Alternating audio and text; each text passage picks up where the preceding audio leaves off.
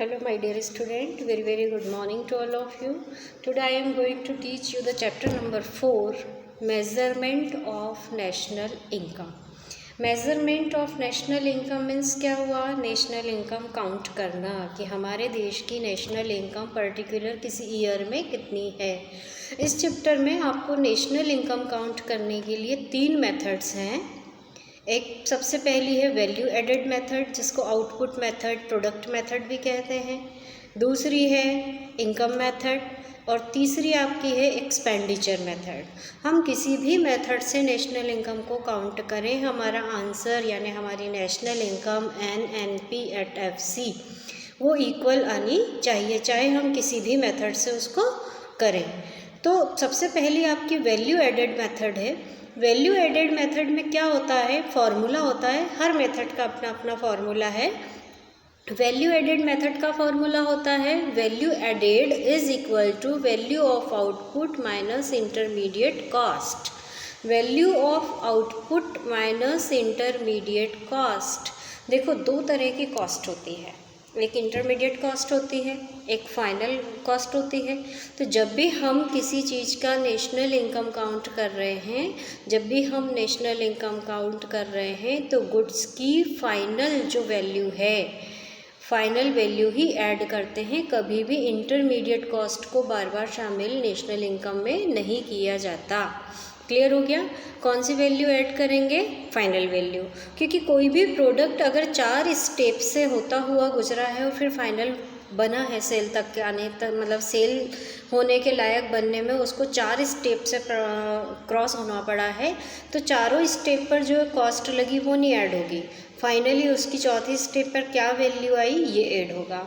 जैसे इसमें एक एग्जांपल दिया हुआ है कि एक मिलर है। मिलर मतलब क्या होता है? चक्की वाला। उसने आटा बेचा 500 रुपये का। किसको बेचा? बेकर को। यहाँ पे हम बेकरी वाले का एग्जांपल लेके चले कि एक बेकरी वाला है जो ब्रेड बिस्किट वगैरह बनाता है। अगर वो बेकरी वाला मिलर से यानी चक्की वाले से 500 रुपये का आटा लेता है, उस 500 रुपये के आटे से वो ब्रेड बनाता है। अब उस ब्रेड को शॉपकीपर को वो 700 रुपये में बेचता है। तो 500 रुपये प्लस 200 किसने अपनी वैल्यू ऐड की? इसमें बेकरी वाले ने अपनी 200 रुपये वैल्यू ऐड कर ली। फिर उसके बाद में शॉपकीपर अगर उस पर अपना प्रॉफिट जोड़ता है, वो प्रॉफिट 300 रुपये जोड़ देता है और फाइनली वो ब्रेड जनता को, कंज्यूमर को कितने में बेचता है? 1000 रुपये में। तो जब भी हम नेशनल इनकम काउंट करेंगे तो उसमें ब्रेड की वैल्यू कौन सी ऐड करेंगे? 1000 रुपये। क्यों? क्योंकि उस 1000 में चक्की वाले के 500 भी शामिल हो गए, ब्रेड बनाने वाले के 200 भी शामिल हो गए, 700 रुपये, और दुकानदार का 300 रुपये प्रॉफिट भी शामिल हो गया, पूरे 1000 रुपये हो गए। तो अगर हम 1000 भी ऐड कर लें, फिर चक्की वाले के 500 भी ऐड कर लें, बेकरी वाले का प्रॉफिट 200 रुपये भी ऐड कर लें, तो इस तरह से एक ही चीज़ की बार बार वैल्यूएशन हो जाएंगी। इसलिए हमेशा वैल्यू एडेड मेथड में हम फाइनल आउटपुट की जो वैल्यू होती है वही ऐड करते हैं, इंटरमीडिएट कॉस्ट को नहीं ऐड किया जाता। तो जो इसका फॉर्मूला है value added is equal to value of output minus intermediate cost. तो ये ध्यान में रखना। वैल्यू ऑफ आउटपुट का मतलब क्या होता है? जो आपने सेल किया है वो। वैल्यू ऑफ आउटपुट बराबर क्या होता है? सेल। अब इसमें जब हम वैल्यू ऑफ आउटपुट काउंट करते हैं तो इसमें ये भी ध्यान रखना, देखो किसी भी प्रोड्यूसर का एक ही साल में सारा प्रोडक्शन सेल हो जाएगा ऐसा भी नहीं है, कुछ बिना बिका भी रह जाएगा, जिसको हम बोलते हैं अनसोल्ड स्टॉक। तो अगर एक साल के अंदर 50,000 का सेल हुआ है और उसके पास 10,000 का अनसोल्ड स्टॉक रह गया है, तो पूरी वैल्यू ऑफ आउटपुट कितनी हो गई? 50,000 प्लस 10,000 60,000 रुपये। क्लियर? कि जब भी हम वैल्यू ऑफ आउटपुट काउंट करेंगे तो जो सेल हुआ वो प्लस जो अनसोल्ड स्टॉक रह गया वो दोनों को शामिल किया जाएगा। अब अनसोल्ड स्टॉक की पर्टिकुलर कितनी वैल्यू है ये कैसे पता चलता है? हम उसको बोलते हैं चेंज इन स्टॉक। क्या कहते हैं? Change in stock. और चेंज इन स्टॉक का फॉर्मूला क्या होता है? Closing stock minus opening stock. Change in stock का फॉर्मूला क्या हो गया? Closing stock minus opening stock. यानी क्लोजिंग स्टॉक में से ओपनिंग स्टॉक घटा दिया तो पता चल जाएगा इस साल का कितना स्टॉक अभी बिना बिका रह गया है। यह आपका हो गया वैल्यू ऑफ आउटपुट का formula. Value of output is equal to क्या होता है, सेल। और इंटरमीडिएट कॉस्ट मतलब क्या होता है कि जितनी भी कॉस्ट किसी फाइनल प्रोडक्शन तक आने में लगी है।